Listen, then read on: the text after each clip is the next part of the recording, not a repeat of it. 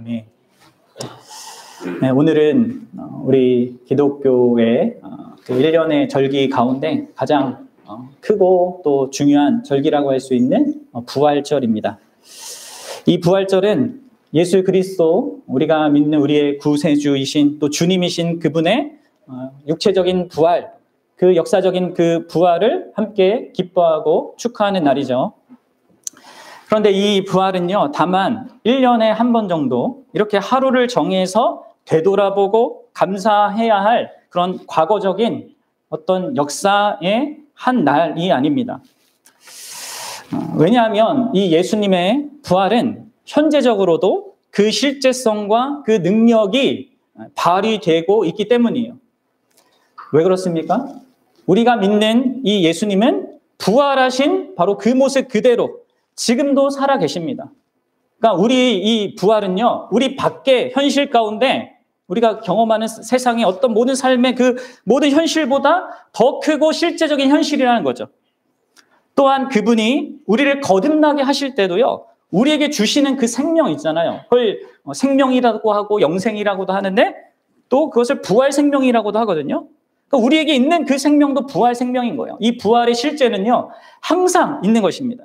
그래서 여러분들 우리가 믿는 자라면 부활은 이렇게 우리 밖이든 우리 아니든 언제나 가장 강력하고 생생한 현실로 존재하는 것입니다. 그래서 여러분들 모든 믿는 사람들은요, 부활하신 예수님과 그분이 이루신 그 부활로 통해서 이루신 그것을 토대로 해서 매일매일을 살아가고 있는 거예요. 지난 2000년 동안 모든 기독교인들이 매주 주일을 지키며 살아온 것도 예수 그리스도의 부활에 근거한 것입니다. 주일을 지키는 것은 다만 구약의 10계명 네 번째 계명, 그 안식일을 지키라라는 것을 따르는 것을 넘어서는 것입니다. 더 적극적인 의미로 우리는 주일을 지키는 것이죠. 우리에게 참된 안식을 가져다 주신 그 예수님의 부활, 그것을 기념하고 기뻐하는 것이죠. 따라서 여러분들 부활절, 예수님의 이 부활의 이 사실을 기뻐하고 감사하는 것은 1년에 한 번 정도의 행사로 끝나면 안 되는 거예요.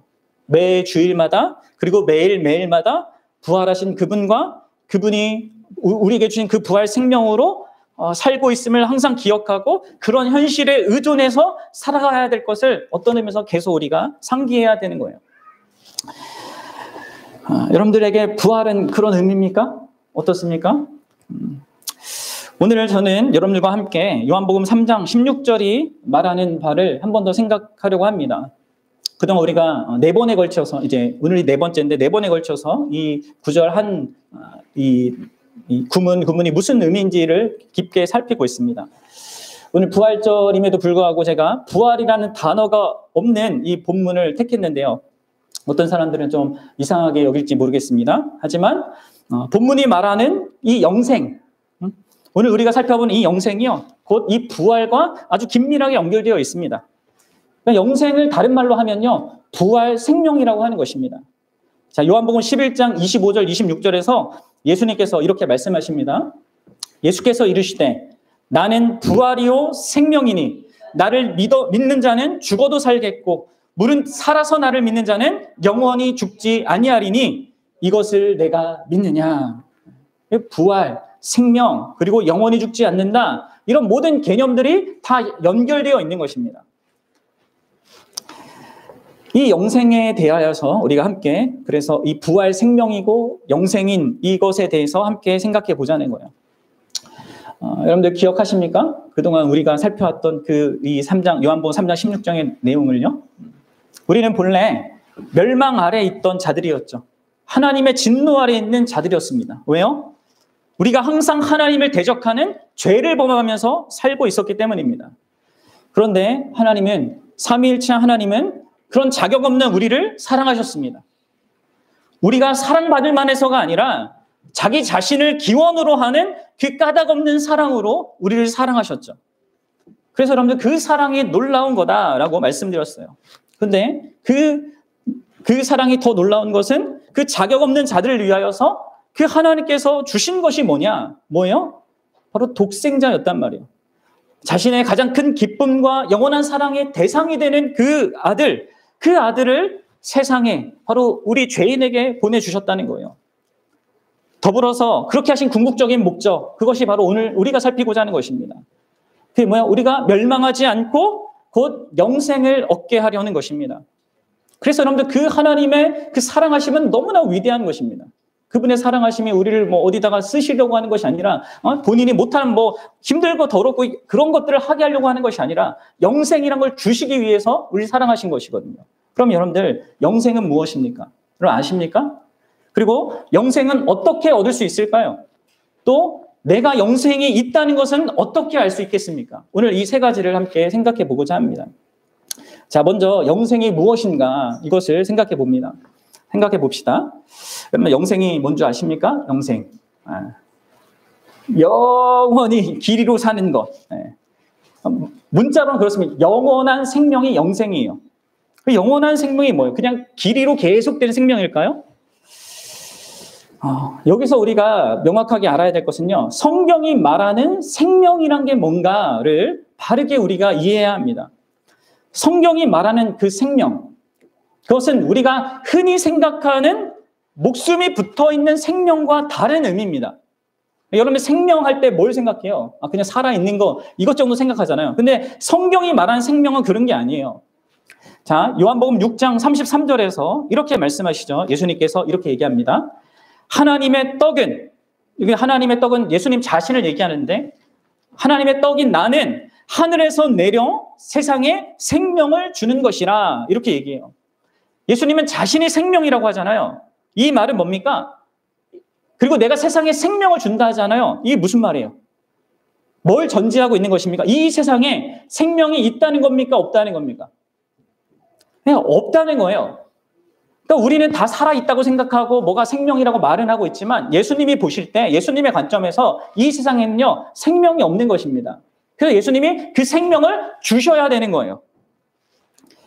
우리의 관점으로는 목숨이 붙어있고 숨을 쉬고 먹고 마시고 즐기고 이런 것들을 생명이 있다라고 정의를 한단 말이에요. 하지만 예수님의 관점에서 하나님의 관점에서는 그게 생명이 아니라는 것이죠. 그럼 여러분들 하나님의 관점에서 예수님의 관점에서의 생명은 무엇입니까? 자, 이거를 한번 보겠는데 요한복음 5장 26절에서 예수님이 이렇게 말씀하세요.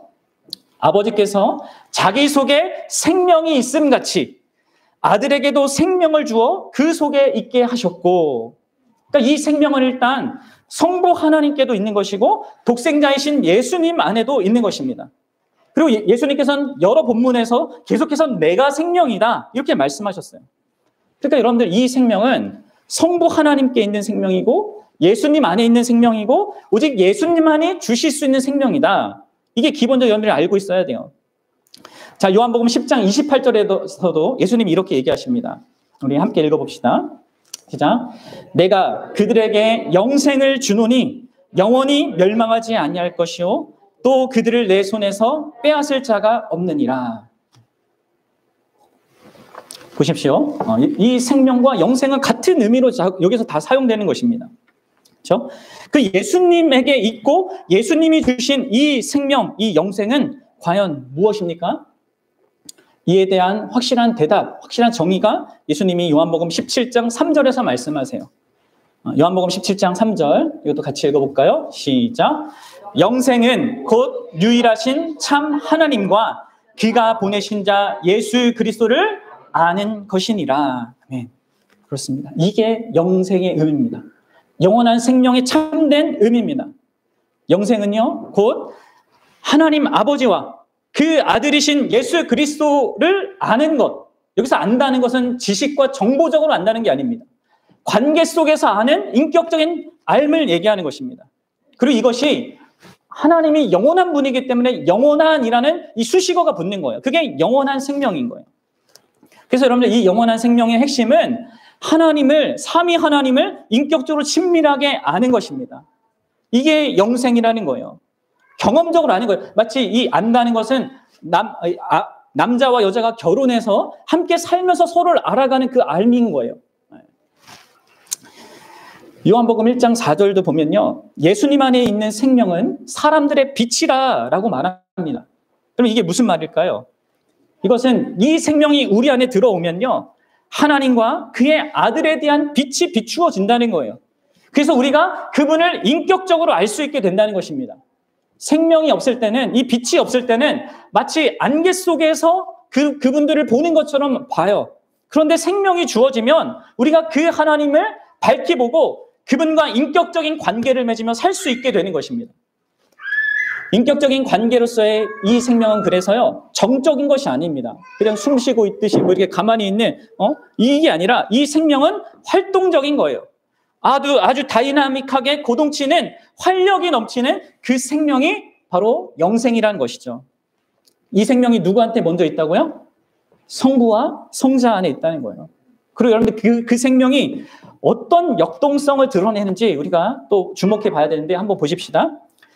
요한복음 17장 4절 5절입니다. 이 생명이 어떤 방식으로 드러나는지 보십시오. 같이 읽어보겠습니다. 예수님이 아버지께 기도하는 것 가운데 나오는 것입니다. 아버지께서 내게 하라고 주신 일을 내가 이루어 아버지를 이 세상에서 영화롭게 하였사오니 아버지여 창세전에 내가 아버지와 함께 가졌던 영화로서 지금도 아버지와 함께 나를 영화롭게 하소서. 여러분들, 이게 생명의 역동성입니다. 그 4절에서 성자 예수님은 성부 하나님을 영화롭게 하세요. 그 5절이 말하고 있듯이 성부 하나님도 아들 하나님이신 성자를 영화롭게 하십니다. 영화롭게 하는 것이 생명인 거예요, 여러분들. 관계 속에서 서로를 영화롭게 하는 거. 또 예수님은 요한복음 16장 14절에서도 성령 하나님께서는 또 나를 영화롭게 한다 이렇게 말씀하셨습니다. 그러니까 여러분들, 하나님 안에 있는 그 생명은요, 이 영생은 서로를 영화롭게 하는 생명입니다. 자, 그러면 서로를 영화롭게 한다는 것은 무엇인가? 그것은 두 가지를 내포해요. 하나는 이 서로를 영화롭게 한다는 것의 가장 기본적인 의미는요, 서로를 기뻐하고 찬양하고 그 안에서 만족해 하는 것을 의미합니다. 여러분, 쓸모 있는 것은 우리에게 어떤 유익을 주기 때문에 우리가 관심을 갖죠. 하지만 아름다운 것 있잖아요. 그것은 어떻게 합니까? 그냥 그게 마냥 즐거운 대상이 됩니다. 아름다운 것은 그것을 누릴 수 있는 것 자체가 보상입니다. 그대로. 그러니까 영화롭게 한다는 것은요, 서로의 아름다움과 가치를 즐거워하고 누린다는 거예요. 이게 기본적인 의미인 거예요. 더불어서 영화롭게 한다는 것은요, 상대방을 섬기고 기꺼이 순복한다는 뜻이에요. 상대방을 희생해서 나의 이기적인 행복을 추구하는 것이 아니라 나의 손해를 감수하면서까지 상대방을 행복하게 해주고 싶은 것, 그게 영화롭게 하는 것입니다. 왜요? 자신의 궁극적인 기쁨이 그 대상이니까. 그러니까 여러분들, 삼위 하나님, 성부와 성자, 성령 이 세 위격은 언제나 다른 위격에 초점을 맞추면서 서로를 영화롭게 합니다. 각자가 자원하여 다른 위격에 사랑을 쏟아붓고 기쁨을 쏟아붓고 경애를 쏟아부어요. 그리고 자기를 헌신해요. 이게 역동적인 여러분 생명인 거예요. 그래서 여러분들, 결국 영생이란 서로의 관계 속에서 서로를 기뻐하고 자기 자신을 한없이 내어주는 사랑이 충만한 생명, 그것이 영생이라는 거예요. 그럼 이 생명은요, 이 영생은요, 이 우주의 중심에 있는 것입니다. 하나님 그분이 이 생명을 갖고 있는 거예요. 세상이 창조되기 전부터 이 생명이 있었던 것입니다. 어떻습니까? 여러분들에게 이 생명이 있습니까? 이 영생이 있습니까? 그럼 이 생명을 가장 유사하게 닮은 것이요, 남녀가 사랑에 빠질 때 경험하는 그 생명력이에요. 서로를 진실하게 사랑한 이 두 사람이 어떻게 자기의 기쁨과 유익이 아니라 상대의 유익을 구하는지 여러분들 다 경험해 보셨죠? 지금도 하고 계시죠? 네? 이 서로 사랑에 빠진 두 사람은요, 서로를 위해서 자신을 헌신합니다. 그냥 있는 그대로 그 대상을 기뻐합니다.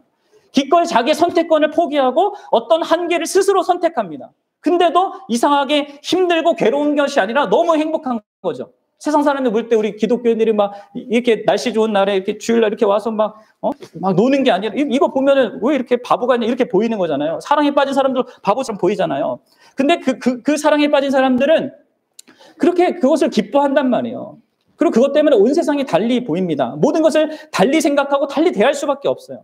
마치 천국에 들어간 그런 기분을 느끼는 거죠. 그럼 삼위 하나님은요, 이런 우리 남녀 간의 사랑 안에서 누리는 그 내면적인 기쁨, 그 행복감을요, 상상할 수 없을 만큼 크게 깊이 누리고 계신 것입니다. 그래서 여러분들, 우리가 믿는 하나님은요, 끊임없이 행복한 분이신 거예요. 하나님의 존재의 핵심은요, 언제나 타자지향적입니다. 스스로의 영광이 아니라 서로의 영광을 구하기 때문에 하나님은 사랑으로 무한히 행복하신 분이에요. 그리고 이렇게 서로를 영화롭게 하고 그 안에 기쁨이 넘치는 그 생명이 넘친 것이 여러분들 이 세상입니다. 하나님께서 세상을 창조하신 이유가 무엇입니까? 이 하나님의 선함과 사랑이 가득한 그 관계를 확장하기 위한 것입니다. 하나님이 뭐가 부족한 것이 있어서 우리에게 어떤 것을 받아내기라고 이 세상을 창조하거나 우리 인간을 창조한 것이 아닙니다. 오직 자신 안에 있는 그 우주적이고 무한한 서로 사랑하는 그 기쁨, 서로 영화롭게 하는 그 만족감을 나누기 위해서 우리를 창조했단 말이에요. 무한히 사랑 안에서 행복하신 그 하나님을 알고 그분과의 역동적인 사랑의 관계 속에서 우리가 그 기쁨을 누리도록 창조된 것입니다. 그럼 이게 하나님 창조의 궁극적인 목적이고, 이게 구원의 목적이고, 이게 십자가와 부활의 목적인 거예요. 여러분, 이 영생이 우리에게 있습니까? 여러분들에게 있습니까? 그냥 적당히 아는 관계가 아니라 서로를 뜨겁게 사랑하는 그 활력 있고 능동적이 있고 서로의 유익을 끊임없이 구하는 활동, 서로를 영화롭게 하는 그 영생, 그것을 누리게 하시려고 우리를 창조했고 우리를 구원하셨다는 거예요. 그래서 여러분, 하나님께서 우리에게 무조건적으로 순종해라, 내게 영광을 돌려라, 나를 찬양해라, 나 중심으로 살아가라, 이렇게 요구하시는 것입니다. 왜요? 참된 행복과 기쁨이 바로 나를 중심으로 살아갈 때가 아니라 그 마땅한 대상이신 하나님 중심으로 할 때 거기에서 누려질 수 있는 거기 때문에 그렇습니다. 그럼 예수님도 우리에게 예수님을 따라가는 제자들에게 너는 너를 부인하고 나를 따르라 이렇게 하셨을 때 그 의미가 그거예요. 단순히 고행을 해라 이런 얘기가 아닙니다. 나를 미워하고 혐오해라 이런 얘기가 아닙니다. 오히려 그분은 바로 성부와 성자와 성령이 영원히 계속 누리고 있는 그 사랑의 관계, 그 영원한 생명을 염두에 두고 말씀하시는 거예요. 영생 안으로 들어와라. 나도 너만 사랑했고 너도 나만 사랑해라. 이 관계 안으로 들어오라는 것이죠. 이것이 성경이 말하는 영생이자 생명이에요. 하나님과의 인격적인 관계 속에서 그분의 아름다움을 기뻐하고 즐거워할 뿐만 아니라, 여러분들, 하나님은 아름다운 분이십니다. 여러분들 이 땅에서 아름답다고 여기는 그 모든 것들의 기원이란 말이에요. 가장 아름다운 분이십니다. 그분을 기뻐하고 즐거울 뿐만 아니라 서로의 유익을 위해서 자신을 한없이 내어주는 그 헌신과 수고 가운데 행복하는 그 관계로 부르는 거, 그게 여러분들 영생이라고요. 그러면 여러분들, 영생의 반대인, 생명의 반대인 죽음이란 게 뭐겠습니까? 그냥 목숨이 끊어지는 거 죽음이 아니라 이런 서로를 있는 그대로 기뻐하고 이런 활력 있고 능동적으로 서로의 유익을 구하는 것을 멈춰버리는 게 죽음이에요. 자기는 가만히 있고요, 세상 만사와 모든 사람들이 나를 중심으로 돌아가게 만들려고 하는 거, 나의 유익만 구하는 그 상태에 있는 사람이요, 죽음의 상태에 있는 사람인 것입니다. 오직 나의 필요, 나의 욕구, 내가 세상 사람들에게 어떻게 대우받는가, 내가 뭘 이루는가, 이것에 끊임없이 집착하는 게 죽음의 상태인 것입니다. 이 자기 중심성 때문에 그 기쁨과 행복이 충만했던 그 사랑의 관계도요, 곧 깨어져 버리는 거예요.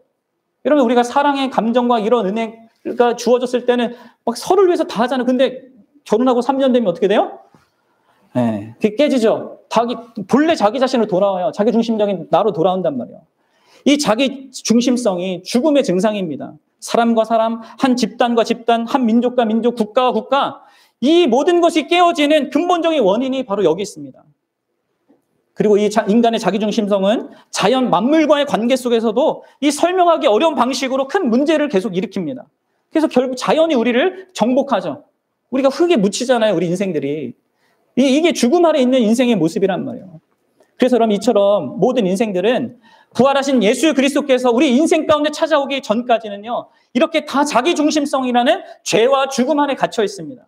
그래서 세상이 아무리 발전하고 교육이 아무리 많이 받아도 사람이 더 나아졌습니까? 인생들이 더 훌륭한 자들이 되었습니까? 아니요, 오히려 더 서로 믿지 못하고 의심하는 이 세상을 우리가 살고 있어요. 그래서 여러분, 이 죽음 안에 있는 우리에게는 진짜 참 생명이 필요한 거예요. 영생이 필요한 겁니다. 예수님 안에 있는 생명. 네? 자, 그러면 여러분들, 이 영생은 우리가 어떻게 얻을 수 있을까요? 어떻게 얻을 수 있습니까? 여러분들 죽은 시체가 스스로 뭔가를 할 수 있을까요? 할 수 없습니다.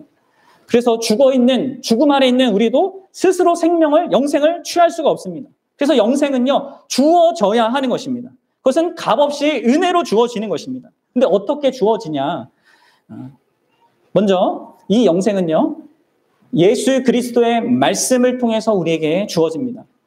요한복음 5장 24절 이렇게 되어 있는데 함께 읽어봅시다. 시작.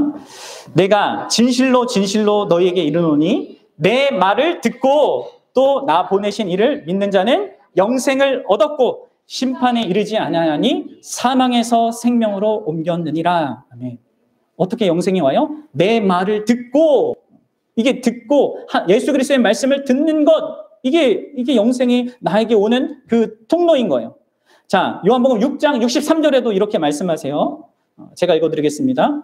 살리는 것은 영이니 육은 무익하니라. 내가 너에게 이른 말은 영이요 생명이라.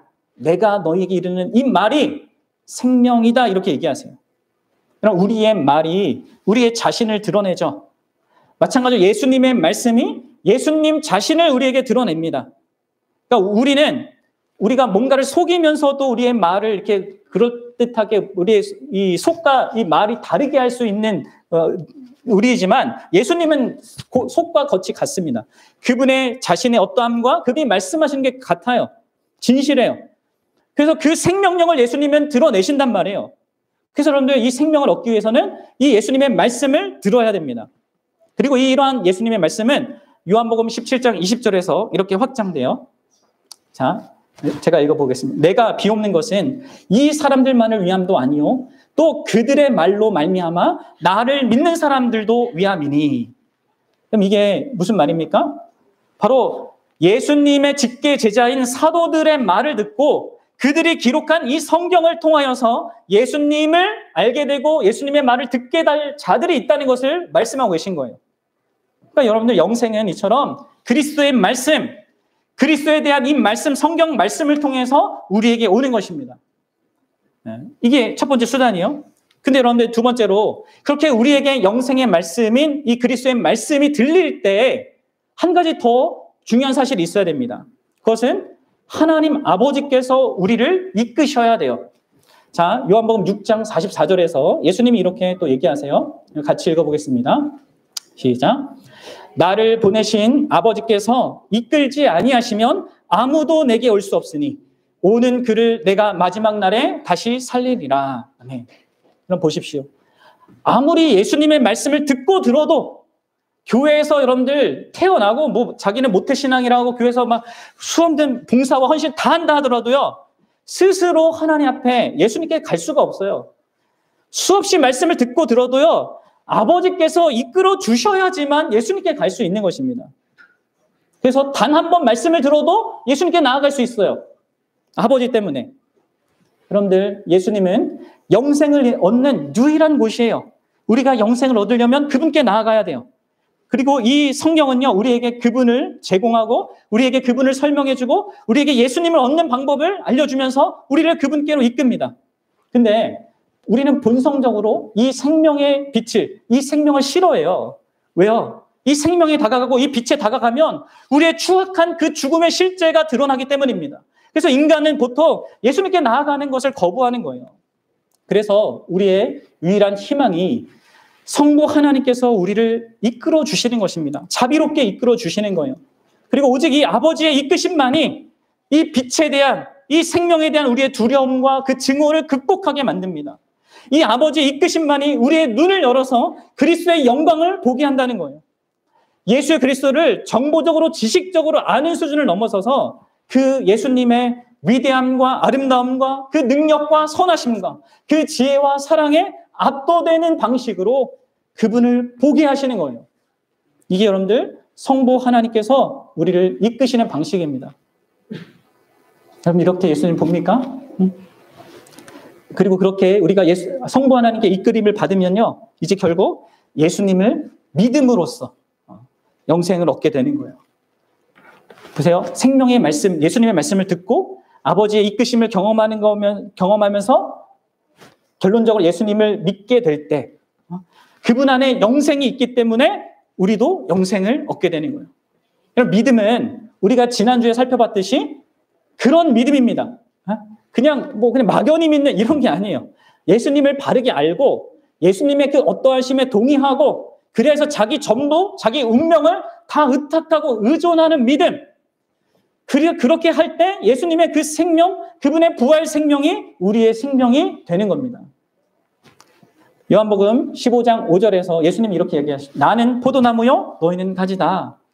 그러면 가지가 포도나무에 연합되어 있기 때문에, 연결되어 있기 때문에 포도나무의 생명이 그 가지로 흘러가는 것처럼 우리가 예수님을 진실로 믿을 때, 성경이 말하는 그 믿음으로 믿을 때 우리가 그분하고 연합되어서 그 영원한 생명이 예수님으로부터 흘러내려오는 것입니다. 우리에게로. 그렇게 우리가 영생을 얻게 되는 것이죠. 그리고 이러한 이 역사를요, 하나님께서 매일 전 세계 가운데 행하고 계신 거예요. 모든 사람들에게 그리스도의 말씀을 듣게 하시고 그리스도께로 이끌게 하시고 그분을 믿게 함으로써 영생을 주시는 것입니다. 자기 중심으로 모든 것을 돌게 만들려고 하는 우리의 그 죽음을 극복하고 서로를 위해 자기를 주는 그 영생으로 이끄는 것은요, 오직 하나님의 능력과 은혜로만 가능한 거예요. 그리고 그렇게 예수님을 믿는 영생을 받은 자는 믿는 바로 그 순간 영생을 소유하게 되는 것입니다. 그리고 이 영생은 그 어떤 것에 의해도 멈춰지거나 변경되지 않습니다. 죽음의 순간에도, 우리의 육신의 죽음의 순간에도 중단되지 않습니다. 그리고 이후에 우리가 부활할 때, 곧 우리의 죽은 몸이 부활해서 영혼과 재회할 때 완성됩니다. 이 영생은. 이게 성경이 말하는 영생이에요. 영생을 얻기 위해서 어떻게 해야 된다고요? 말씀을 듣고요. 아버지께 이끌림 받아서 그리스도를 봐야 되고요. 그 그리스도를 믿어야 합니다. 이게 영생을 얻는 길이에요. 그럼 여러분들에게는 이 영생이 있습니까? 나에게 영생이 있는지 그럼 어떻게 압니까? 말씀드렸다시피 영생이 내가 갖고 싶다고 해서 갖는 게 아니라는 거죠. 영생은 외부에서 주어지는 것입니다.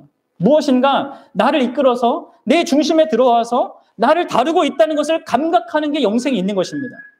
그것에 의해서 내가 변화되고 그게 나를 붙잡고 있다는 것을 아는 것이 영생입니다. 그러면 그분이 뭔가 나를 만들고 계시다는 것을 경험하는 게 영생이에요. 여러분 있습니까? 이게 여러분들 어떤 에너지가 막 내 안에 들어온다는 게 아닙니다. 내 안에서부터 내 삶의 정 영역에서 부인할 수 없는 한 인격적인 존재가 나를 다루고 있다는 것을 인식한다는 거예요. 그렇게 산다는 것입니다. 여러분 영생이 뭐라고 했어요? 서로를 뜨겁게 사랑하고 활력 있고 능동적으로 서로의 유익을 구하는 것, 이 활동이라고 했죠. 서로를 있는 그대로 기뻐하고 서로의 유익을 위해서 자기를 내어주는 헌신 가운데 행복한 것, 영생이라고 했잖아요. 그럼 이 영생이 여러분들 안에 있냐는 말이에요. 있는 것 같습니까? 어떻습니까? 네. 우리는 어떻게 알 수 있을까요? 요한복음 3장 16절. 그럼 이 말씀이 기록된 요한복음 전체 기록 목적이요. 요한복음 20장 31절에 나와 있는데 뭐냐면 너희가 영생을 얻게 하려고 내가 이거 기록했다 이렇게 얘기해요. 예수님에 대해서 기록한 거예요. 왜요? 영생을 얻으라고. 그런데 그 요한이 쓴 요한일서를 보면요. 이 요한일서의 기록 목적은 달라요. 뭐냐면 영생이 여러분들 안에 있음을 내가 확실하게 해주기 위해서 이거 썼다 이렇게 얘기해요. 자, 요한일서 5장 13절을 보겠습니다. 요한일서 5장 13절 시작. 내가 하나님의 아들의 이름을 믿는 너희에게 이것을 쓰는 것은 너희로 하여금 너희에게 영생이 있음을 알게 하려 합니다. 그래서 여러분들 우리가 요한일서를 보면요. 내 안에 영생이 있는지 없는지를 확인할 수 있다는 거죠. 그래서 여러분들이 가능하면 다 읽어보면 좋습니다. 근데 제가 이거를 압축적으로 크게 세 가지 맥락에서 이 영생이 어떻게 발현되는지, 나의 인생 가운데 발현되는지 이것을 설명드리고자 합니다. 자, 교회 안에는 영생을 소유하지 않았는데 소유하고 있다고 착각한 자들이 있어요. 또 다른 어떤 불충분한 증거를 가지고 자기가 영생이 있다라고 생각하는 자들이 있습니다. 그래서 사도 요한이 이걸 쓰는 거예요. 착각하고 있는 사람들, 잘못 이해하고 있는 사람들이 있기 때문에. 근데 오늘날에도 그런 사람이 많이 있을 수 있거든요. 그래서 여러분 잘 들어보셔야 돼요. 먼저 세 가지 영역인데 하나님과 관계, 그리고 교회의 관계, 세상과의 관계 속에서 이 영생이 드러나요. 먼저 하나님과 관계에서 나에게 있는 영생의 증거들을 봅시다. 자, 먼저는요, 여러분들이 하나님을 진실하게 대하는지를 보셔야 됩니다. 진실하게 하나님을 대하고 있는가? 진실하게 하나님을 대한다는 것은요, 그가 보내신 예수 그리스도를 통해서 그분을 믿음으로 그렇게 하나님을 대한다는 것과 그 예수님만이 해결하는 죄에 대한 이해 속에서 하나님을 대하는 게 진실하게 대하는 것입니다. 그럼 본성적으로 사람은 어둠 속에 있기 때문에 자기 죄를 잘 보지 못합니다. 그리고 봐도 축소하고 막 비교해가지고 사람들 비교해서 나 괜찮다고 이렇게 한단 말이에요. 그리고 하나님에 대해서 잘 몰라서 그냥 필요할 때만 막 하나님을 찾는단 말이에요. 자기 방식대로 한단 말이에요. 그런데 예수님을 믿게 되면, 영생이 있으면 진리의 빛 가운데 보게 되고 이 하나님을 대하게 되고 나를 이해하게 돼요. 그래서 영생이 있는 자는 요한일서 1장 8절부터 10절에 말하듯이 자기에게 죄가 있다는 것을 알게 되고 이 죄를 의롭게 해주시는 예수님을 믿으며 그분과 사귐을 갖는 방식으로 그렇게 하나님을 대합니다. 제가 읽어드리겠습니다. 만일 우리가 죄 없다고 말하면 스스로 속이고 또 진리가 우리 속에 있지 아니할 것이요. 그럼 신자는, 예수님 믿는 기독교인들은 죄가 자기에게 있다는 것을 아는 자예요. 죄가 없어지는 자들이 아니라 죄가 있다는 것을 명확히 보게 되는 자입니다. 그렇죠? 그래서 만일 우리가 우리 죄를 자백하면 그는 미쁘시고 의로우사 우리 죄를 사하시며 우리를 모든 불의에서 깨끗게 하실 것이요. 만일 우리가 범죄하지 아니하였다고 하면 난 죄 없어. 나 저 사람보다 나아. 이렇게 얘기하면 하나님을 거짓말하는 자로 만드는 것이니 또한 그의 말씀이 우리 속에 있지 아니하니라. 그래서 여러분들 신자는 자신에게 죄가 없는 것처럼 하나님을 대하지 않습니다. 그래서 여러분들 이 영생이 있는 신자는 날마다 회개하는 자인 거예요. 죄에 대해서 깨끗게 해주시는 그 그리스도를 날마다 힘입고 의지하는 자인 것입니다. 그러면서 동시에 그 하나님이 예수의 그리스도 안에서 날 보시고 날 사랑하고 날 존귀하게 여겨주신다는 사실도 믿는 거예요. 이 두 가지를 같이 보는 거죠. 내가 날마다 회개할 것이 있는 그런 죄인이라는 것을 보면서, 그래서 무한히 겸손하면서도 그런 자격 없는 나를 또한 무한히 사랑하시는 그 하나님의 사랑을 힘입어서 있는 나다. 이 하나님의 관계 속에서 이게 하나님을 진실하게 보는 것입니다. 그리고 하나님과 관계 속에서 여러분들이 영생이 있다는 증거는요, 여러분들이 순종하는가에 또한 그것으로 드러나는 거예요. 요한일서 2장 3절부터 4절 보겠습니다. 시작. 우리가 그의 계명을 지키면 이로써 우리가 그를 아는 줄 안다. 이게 그 안다예요. 그 영생이 안다. 그렇죠? 4절. 그를 아노라 하고 그의 계명을 지키지 아니한 자는 거짓말하는 자요 진리가 그 속에 있지 아니하다. 네. 그럼 잘 보셔야 됩니다. 여기서 말하는 것은 계명을 지키면 영생을 얻는다가 아닙니다. 그것은 세상의 다른 모든 종교가 주장하는 것이에요. 순종하면 영생을 받고 순종하면 복 받고 이런 것은 종교가 얘기하는 겁니다. 기독교는 영생을 소유해야 순종하게 된다라고 말합니다. 여러분들에게 진정으로 영생이 있는 그 증거는요, 하나님이 명령하신 그 명령이 기쁘게 순종할 명령으로 들리냐, 그리고 그게 그렇게 순종하느냐, 실제로 여기에 이게 증거가 있는 것입니다. 그럼 영생을 가진 것은 하나님을 사랑하게 된 거고요. 그 사랑하는 사람이 무엇을 말하더라도 그게 기쁜 걸로 들리는 거예요. 그게 사랑에 빠지면 그렇게 되잖아요. 뭐 별도 따다줘, 별 따다줘 그러면 내가 따다줄게. 이게 되잖아요. 이게 된다고요. 하나님과 관계 속에서. 내가 하나님께 순종하는 게 너무 힘듭니까? 억지로 해야 됩니까? 그 사람은 영생이 없거나 지금 하나님과 관계에 문제가 있는 거죠. 자, 그리고 영생의 증거는, 하나님 관계 속의 영생의 증거는요, 진리를 듣고자 한다는 거예요. 진리를 듣고자 하고요. 그리고 거짓을 분별하죠. 그래서 자, 요한일서 4장 6절입니다. 같이 읽어봅시다. 시작.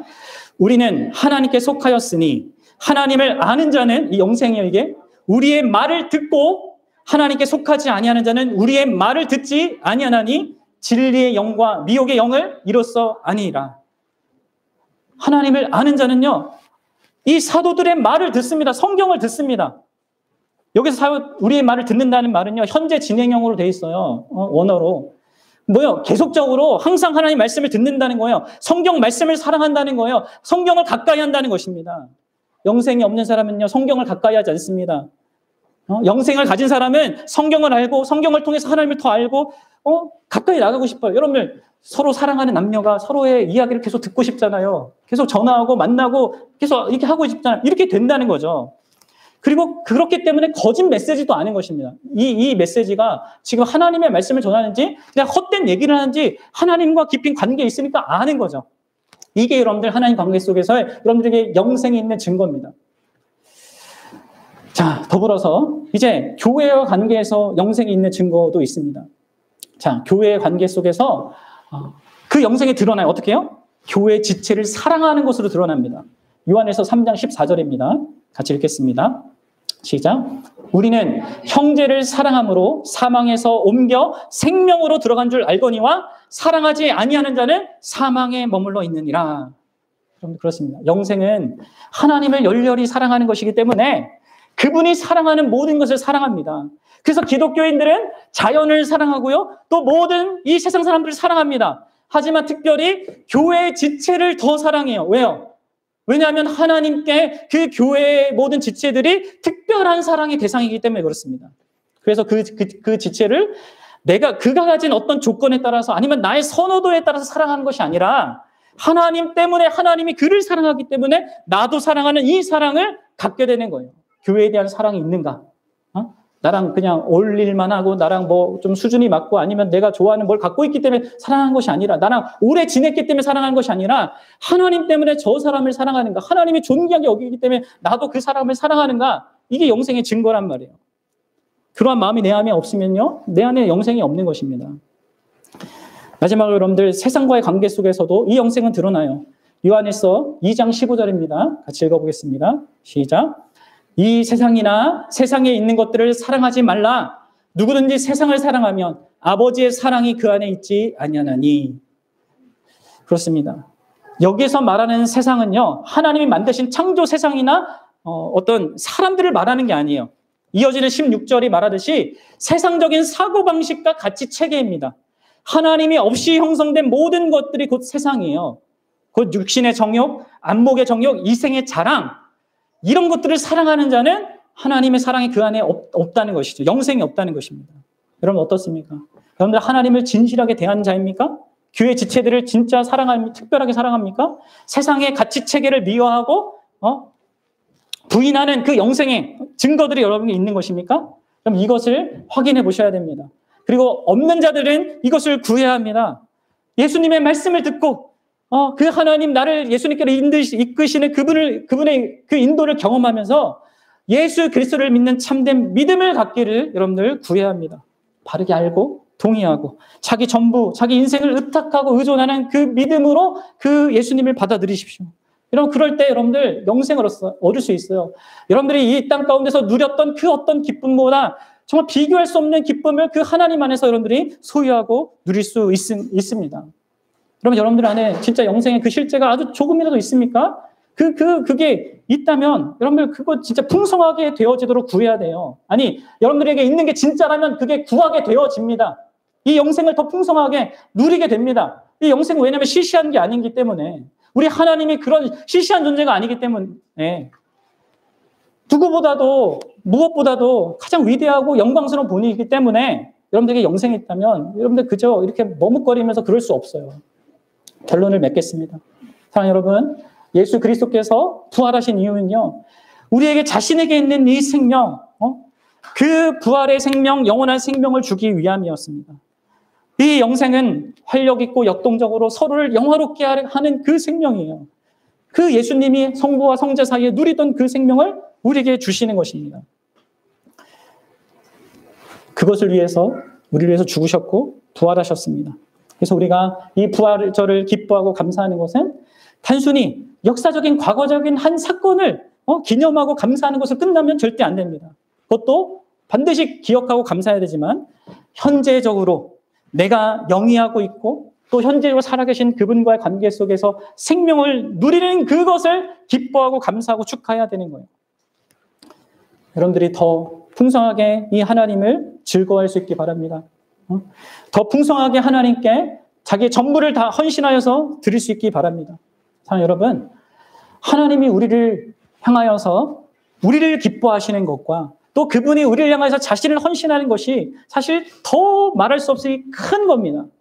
우리가 하는 것은 그분이 우리를 위해서 행하시는 것의 아주 작은 부분에 지나지 않아요.